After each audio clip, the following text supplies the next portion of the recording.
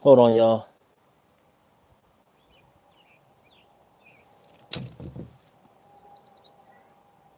Orientation is locked. Okay, hold on, y'all.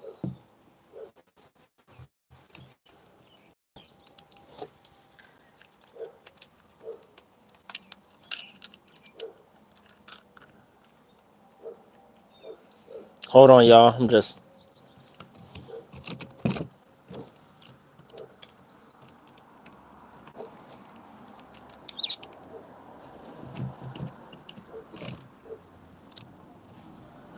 Ooh, he got a dark horse. Look at that, y'all.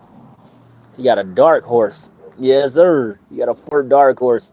I ain't mean to show my man's car on screen, but that thing is pretty kick butt. I ain't even going for all. That thing is sick.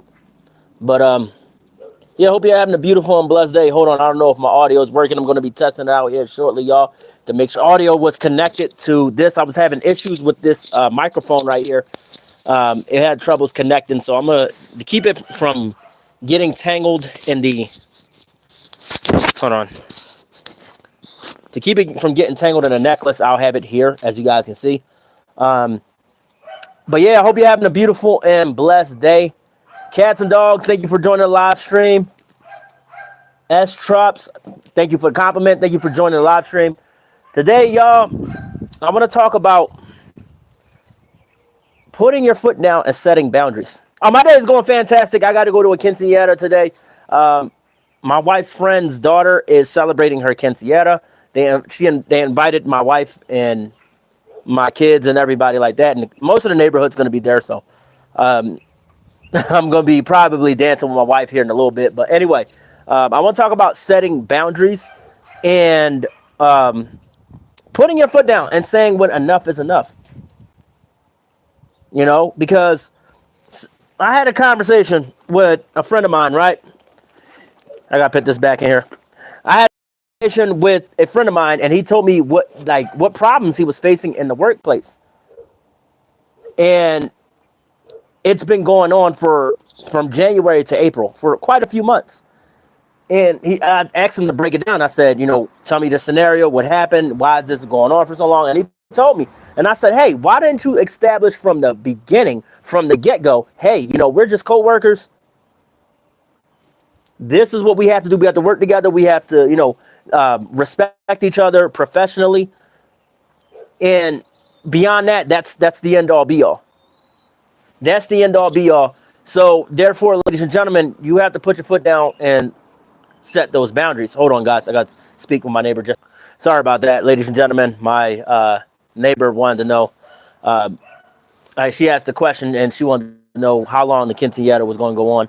But yeah. So you got to set boundaries. I don't care if it's your family member, it's your friend, it's a coworker.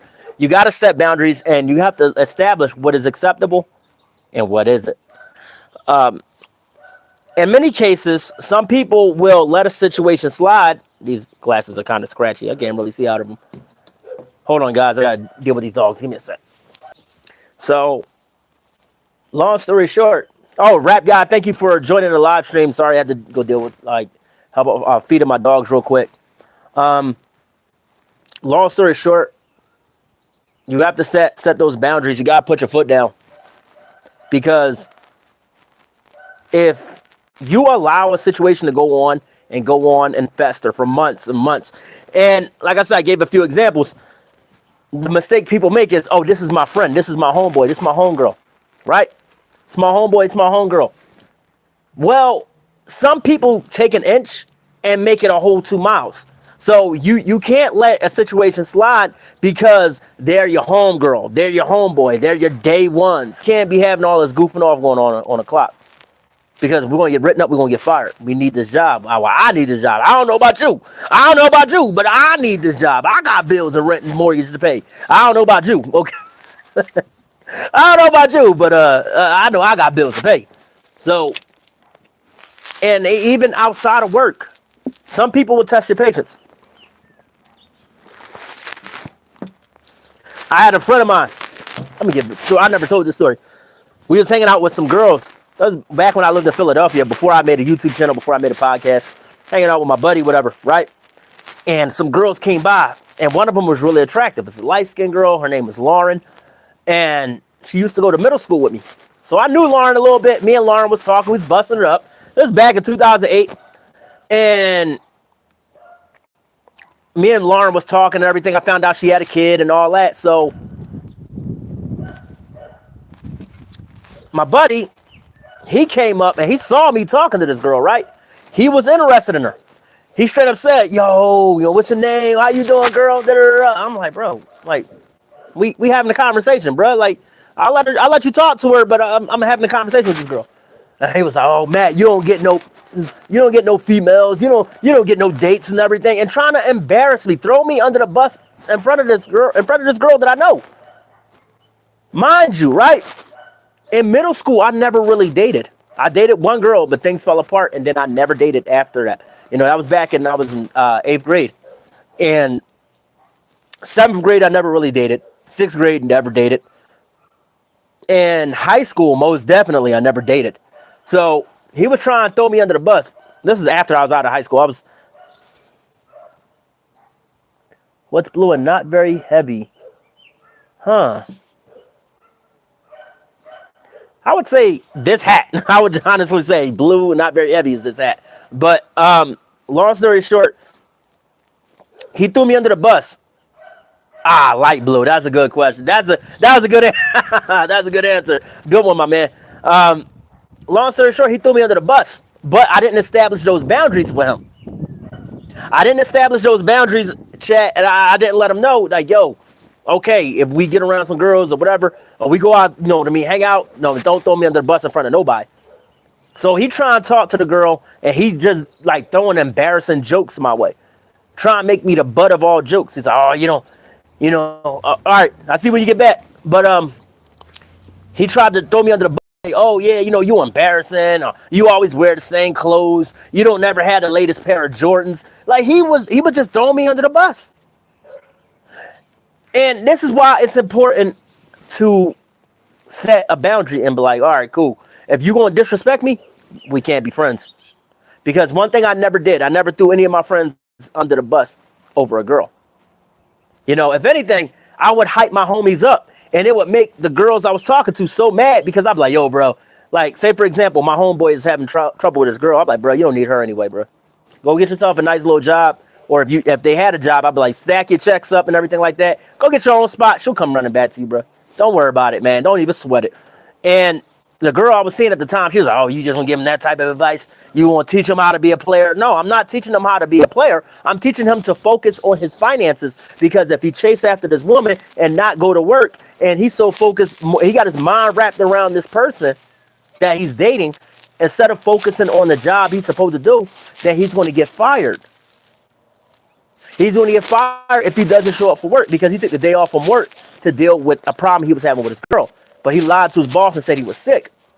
And my thing is, I told my buddy, I said, yo, if you do that, you're going to have to provide a doctor's note. And if you fail to provide a doctor's note, you're going to lose your job.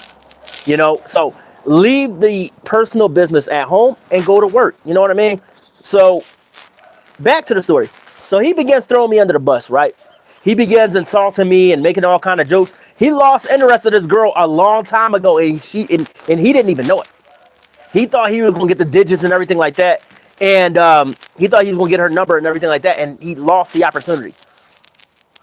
Because one thing, after he walked off, right? Because he was trying to get her number multiple times in the conversation. Because it was me, my buddy, and my homegirl, Lauren. And my homegirl, Lauren, was like, man, can I talk to you real quick over here? Like, say, for example, over here was where the tree was at. I was like, yeah, of course. And she was like, why your homeboy so weird? I was like, what you mean? She was like, not for nothing, though. She said, I think he's kind of throwing you under the bus. But I already picked up on it. I was like, yeah, I kind of sensed that, too. So, long story short, she was like, I hope he's not hoping that he's going to get my phone number. I have a fiance. I was like, hey, like some people just don't care, I said, congratulations to you and your fiance and everything like that. And to this day, I hope she's happily married with this same guy. But long story short, she was like, I have a fiance, and he don't, like, this guy don't know it, but I'm about to have a kid with him. Whatever, with her fiance, that is. And long story short, My buddy was still trying to talk to her, and I had to let him know, like, yo, get off of her back, dude.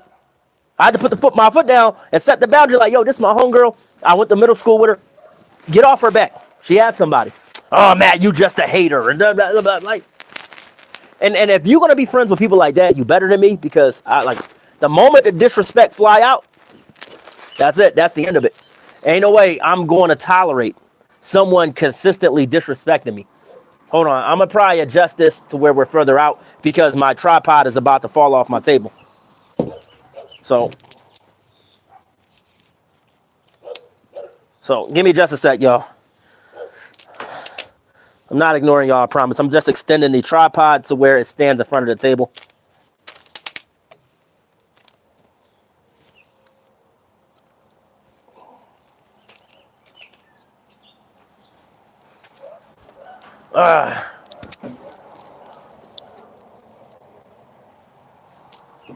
Give me just a moment, because it seemed like one of them was a little too short.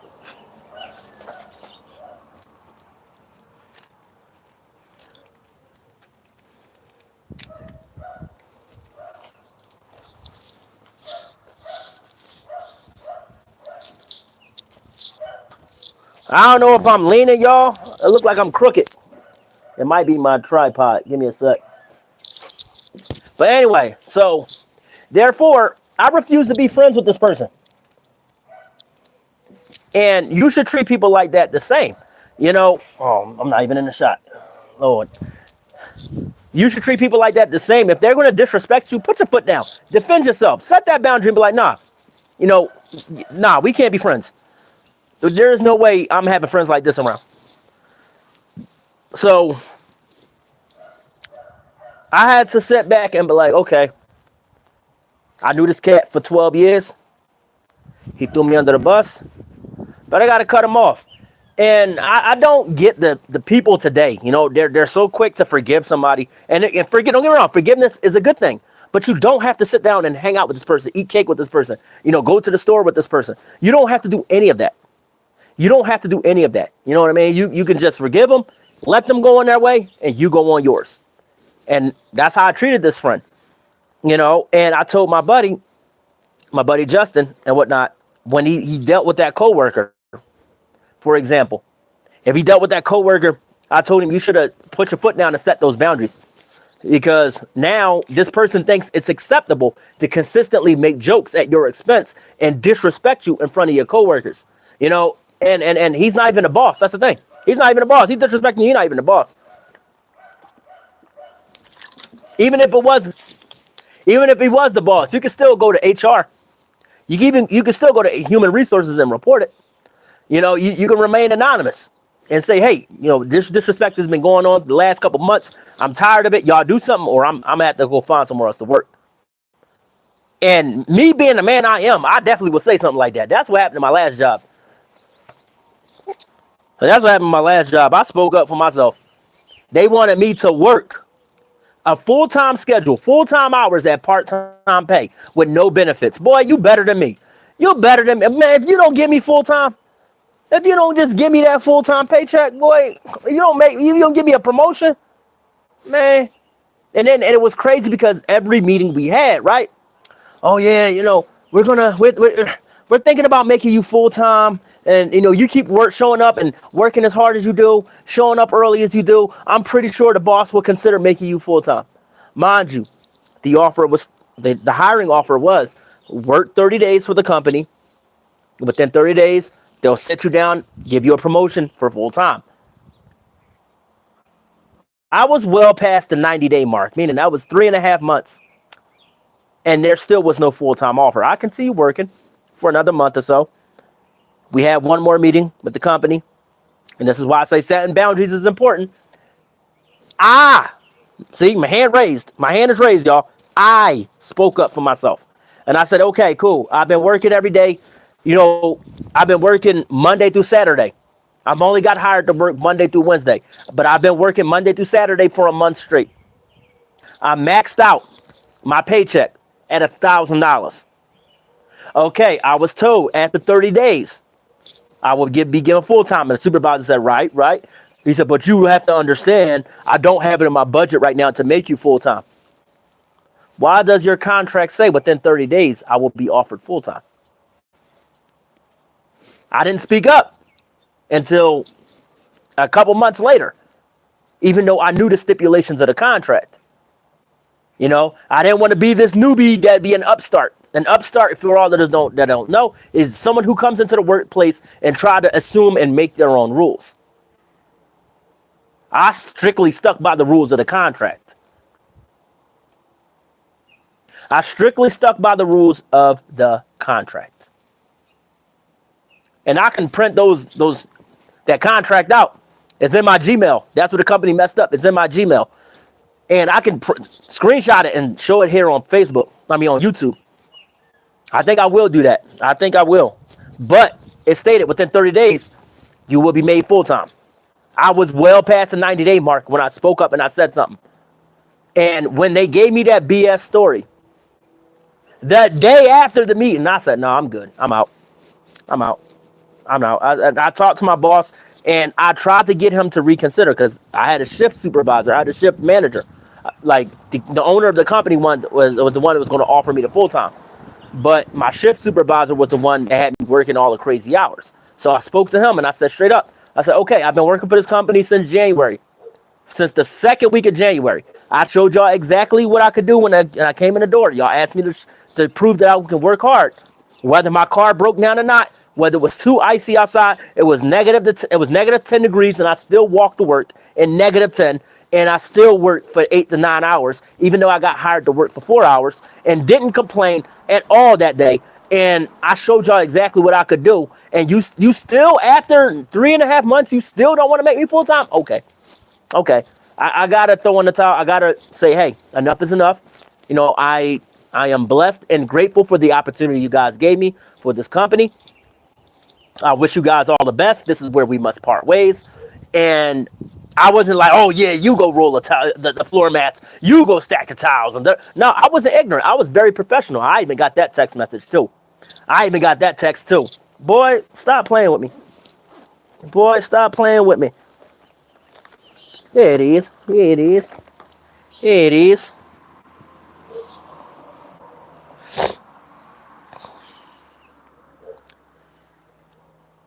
Let me pull it up. I got it on this phone right here. The screen a little cracked, but bear with me, y'all.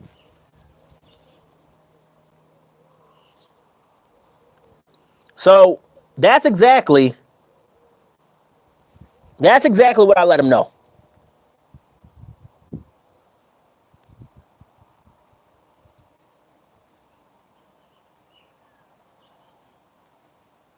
Give me just a moment.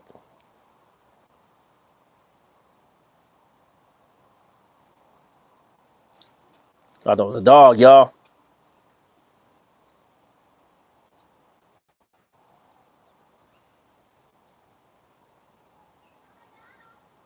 Oh, unless my wife deleted it. Nah.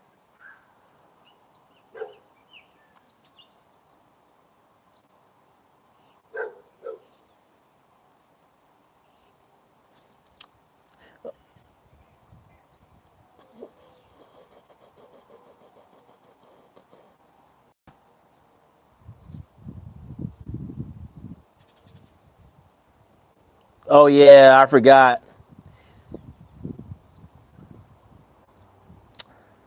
Anything past a week gets deleted after a while.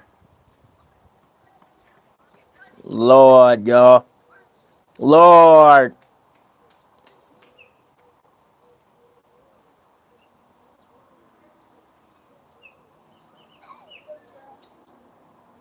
And it's crazy because I don't delete text messages, y'all.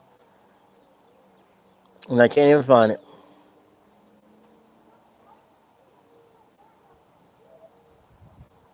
Yeah, it says that message expired. Right here. It says message expired or not available. Meaning it wasn't deleted, but it was deleted by the system itself. So therefore, I explained to him exactly what I said professionally. I wasn't arrogant about it. I wasn't disrespectful about it. I wasn't, you know, like, oh yeah, F you in this company. No, no, no, no. I wasn't on that type of time because who knows? I could need somebody from that job as a reference later on for my new job. You know what I'm saying? Like they might know somebody that knows somebody that has a production company. Say, for example, I have a podcast, right? They might know somebody who has a sponsorship program for a podcast. You be ignorant to somebody, you never know how you're going to need them in the future. So, and I was taught that back when I was 19. So I was never ignorant to anybody who either fired me or who I cut off. You know what I mean? Like, be it family or friend or whatever. I was never ignorant to nobody. So let me tell you the story where I should have set another boundary. I had a boss when I used to work for Rent-A-Center a few years ago. She did not like me from the door. And my homeboy, Mario, he let me know this. Mario was like, yo, Matt, I don't think the boss like you like that. He said she will always be talking behind your back every time you go to the bathroom or every time you went out to go use the do delivery runs. She would always say something bad about you, or she would always make some type of jokes about you. He said, yesterday I got in her face and I had to tell her you were nowhere around, and you know that she needs to stop making jokes about you. He not here to defend himself, and she got all mad and said, oh, I'm going to lunch break. You see, when you're not around, you don't know what's said behind your back. He was a loyal friend. He let me know, even though me and him don't talk like that today because he moved out of the state. He changed his number and everything like that. But when me and him used to work together, man, he let me know everything.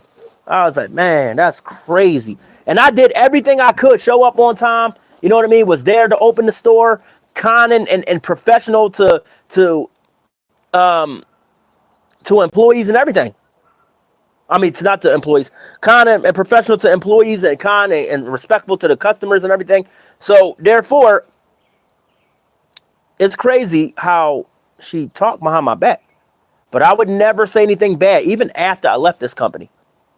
Right? After I left that company, the general manager called. He wanted a review of, he wanted a review of what I thought about the store, the operation, and my supervisor. This is exactly what I said word for word. I said, yes, things have been rocky between me and my supervisor, but I'm so grateful for the opportunity she gave me by offering me the job. I'm so grateful for the amazing crew members I work with. And if anything, don't reprimand her, give her a promotion, give her a raise.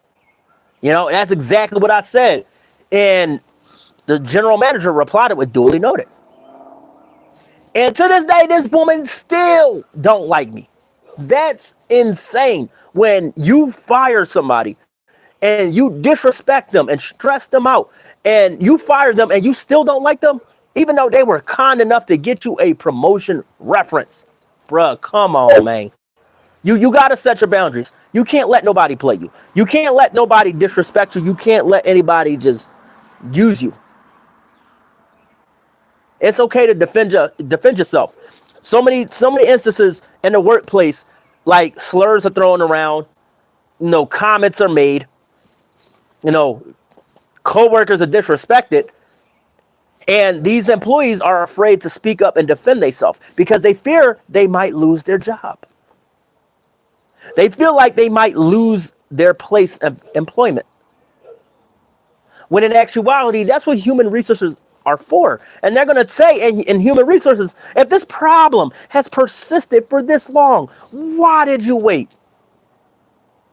You're almost as guilty as this person for not reporting it when it first happened.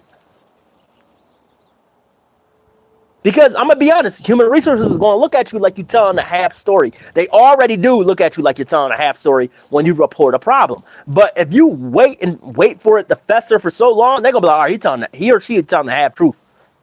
They telling the half truth. So you got to set boundaries from the beginning. As soon as you get disrespected the first time, oh, no, you got to be one of those ones. You got to be one of them ones and be like, all right, watch this though. Yeah. No, they can laugh about it. Like, so and so, they laughing about you, and no, let them laugh, let them laugh. Watch this though. Don't even tell your coworkers you about to go. You know what I mean? You about to go to the human resources office, or you going to your supervisor. Don't let nobody know. Just up and do it. Just up and do it. And then that person that was teasing you and disrespect you ain't gonna do it no more. Watch this, man. Like, my thing is, even when it comes to your neighbors, it comes to your friends, don't let nobody play you, because if they can treat you like a floor mat in the beginning, they're gonna continue to do so. They're gonna continue to disrespect you. They're gonna continue the jokes at your expense. They're gonna continue to ask you for money. They're gonna continue to not pay you back once they ask you for money. There's only one instance where I had to borrow money. I'm gonna be honest and hold myself accountable here on live stream in front of you guys. It's one instance I had to borrow some money from my brother, my older brother in Florida, and he told me, "Don't worry about paying me back." He said, "If you could pay me back," he said, "if you could pay me back, pay me back. If you can't, oh well." So when my flight got canceled from Philadelphia back to where I was going, I didn't know what to do because Frontier Airlines didn't refund my money. They said, "Oh well, it's a you problem," and in so many words. I had the email of that too. Like I said, I keep receipts for everything, ladies and gentlemen. So, long story short, Frontier Airlines is like, "Well, we can't refund your money," and in so many words, to put it in simpler terms, they said it's a you problem, not an us problem, because my bag, while it was indeed light enough to travel, was indeed light enough to travel, and it passed. You know what I mean? When I took it to the baggage claim, it passed. They just was like, "Oh, well, it's too long to really sit between the seats." I said, "Can I put it overhead? You know what I mean? In the overhead storage?" I mean, you can do that, but no, we can't let you on the bag, on the plane. We can't let you board the plane with this duffel bag. And all I had in it was a box of toothpaste, because I bought a two-pack. It was a two-pack of Crest toothpaste. I had a toothbrush.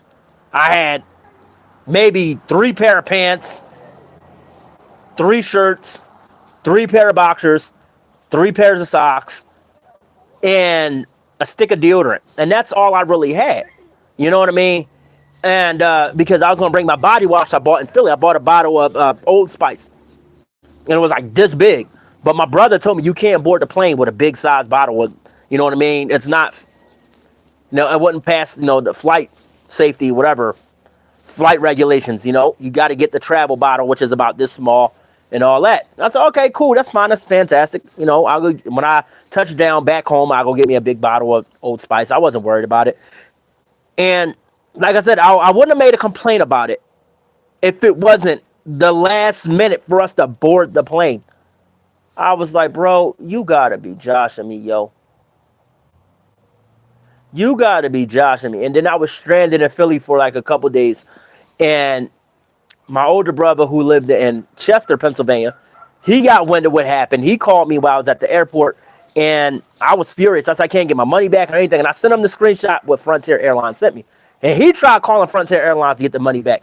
They gave him the same thing. And then I had an ex who I'm good friends with. My ex tried calling Frontier Airlines, and they told her the same story. I said, hey, yo, I just got this ticket yesterday. You mean to tell me?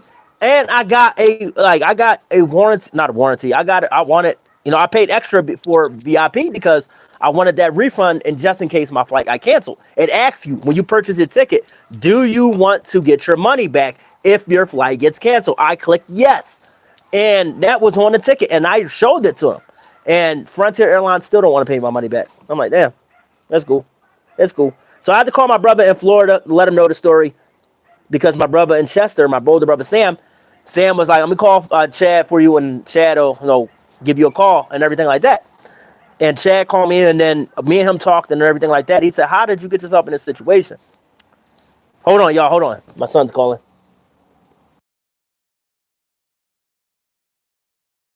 Sorry about that. I had to take a call, guys. My son called me from the King today, and he wanted to know if I would get picked up yet. And I said, no, just call me, because I'm not sitting around for like 3-4 hours doing nothing. I want to be dancing. You know what I mean? I want to be up and dancing. But anyway, long story short, my brother called me, and I explained the story to him, and he kicked me the bread via Cash App. And he was like, don't worry about paying me no money back. And I know it'll be hard for you to pay me back at the jump and everything. So, you know, just worry about doing what you need to do, you know, and just worry about doing what you need to do and get back. He said, don't play with that money. He said, I really needed this money. He said, don't play with it. Don't buy yourself no clothes or nothing like that. Get back to where you need to go. And once you get back to work, then you worry about paying me back later. So, he said, once you get established with your job, then you pay me back. And that was the only time I had to borrow money. And that was a last minute thing. But still, it was a crazy situation that happened, you know, where I could have got my money back, but I didn't, you know, and it wasn't because I didn't want my money back. The company refused to. That's why I like, when I travel, I either travel Amtrak, unless I have to take a flight, then I'll definitely get a ticket with a refund. I'll travel like with bigger companies. You know what I mean? I won't take the smaller companies like Frontier, Spirit, nothing like that. I would definitely take like American Airlines or something like that. I don't fly, you know, commercial via smaller companies because they don't want to refund your money like that. So, long story short, though, don't let somebody borrow your money and not pay you back, though. Don't let them say, "Oh, I'll pay you back your $20 next week." Next week comes, they get their check. They say to you, you say to them, "Okay, cool, bro. I need that $20 for gas real quick. Maybe you got it from me." "Oh, man, bro, I just bought some lunch. You know what I mean? My bad, bro. I got you a next check." So as they hit you with that, I guarantee you it's gonna keep going. Unless you knew this person for quite some time, and their track record actually included them paying back, you gotta put your foot down and you gotta say, "All right, enough is enough. I'm not going to let you play me like this. I'm not going to let you borrow something that you're not going to pay back." Don't let nobody use you. You know what I mean? Don't let nobody use you financially, emotionally. You know what I mean? For, you know what I mean, the expense of a joke or anything like that. Don't let nobody use you. Don't let nobody play you. You know what I mean? You are too precious. You are too blessed. You're too loved, and you're too cherished to let someone in this world just play you like that. So, anyway, ladies and gentlemen, I thought I'd get on here and talk about setting boundaries, because boundaries are important. They're healthy. You know, it's good for your well-being, your mental, you know, and for your own happiness as well as the happiness. All that here on the channel, and I got the latest video up on the channel. Also, I want to talk about some major news. I started a Rumble account. I know YouTube ain't gonna like this, but I started a Rumble account to branch out, you know, and do content on other platforms as well as YouTube. Am I going to stop doing YouTube? No, I'm going to keep doing YouTube, you know, and I'm going to continue doing content, live streams here on YouTube, all that. But I'm going to start uploading some content also to Rumble. So my Rumble, I'm about to say my Rumble YouTube page, Lord, because Rumble and YouTube are kind of the same thing. It's kind of like same streaming platform, but two different companies. My Rumble account is Life in Poetry. That's all one word. Capital LIFE, capital A, lowercase a and ND, and capital POETRY. So Life in Poetry. And I talk about pretty much the same things on Rumble that I do on here. And I talk about the same thing on the podcast as well as I do on Rumble and YouTube. So hold on, y'all. We got an SLP 2001 Ford Mustang. That was a Mach 1 that went by, y'all. That's what you heard. I thought it was a truck. That was a Mach 1 Mustang. And it's crazy because I was just watching a video about how cars in the 90s were so impactful. You know what I mean? They were peak for technology in vehicles. And it showcased how the S-Body platform, the S-Body platform Ford Mustang was peak Mustang. And I ain't gonna lie, I seen one go by. That joint was dope. I ain't gonna lie. That color, the rims, the stance, everything was maxed out. I ain't gonna lie, that was dope. But anyway, I started, like I said, I started a Rumble account. So make sure you follow me on Rumble. And the page is called Life and Poetry. For all those that don't know, I want to start doing live streams on Rumble, but I'm really like testing out the features to see how it works and everything like that. The app doesn't work so well, so I got to use the web account and everything like that to really upload my videos, and that's cool. You know what I mean? Because YouTube had its glitches when it first came out. Every app does, but as they go on, I could tell that they'll get better. The software will get better. The uploading will get better and everything like that. But anyway, follow me on Rumble at Life and Poetry. Subscribe to this channel if you are new to the channel. Thank you all for the continued love and support. Thank you guys for 210 subscribers, man. I remember when I was and I just had 72 subscribers. Boy, I was praying, right? I'm gonna say this and I gotta go. I was praying, right? And I said to the Heavenly Father, I remember when I just had 72 subscribers to my channel, and you have blessed me with 210, and I'm grateful, man. I remember those days, and you guys have been blowing it up, showing me so much love and support. You know what I mean? We're so close to our goal of 250. Make sure you like, comment, and subscribe. Share this YouTube page with as many people who love poetry, life advice. You know what I mean? Live streams. That was a beautiful bird that went by. But anyway, make sure you share this page with absolutely anybody who loves poetry and life advice and everything like that. And I thank you guys for all the love and support. God bless you guys. I hope you all have a beautiful and blessed weekend, because we about to go up this weekend. So I love you guys, and I will see you all the next one. Peace.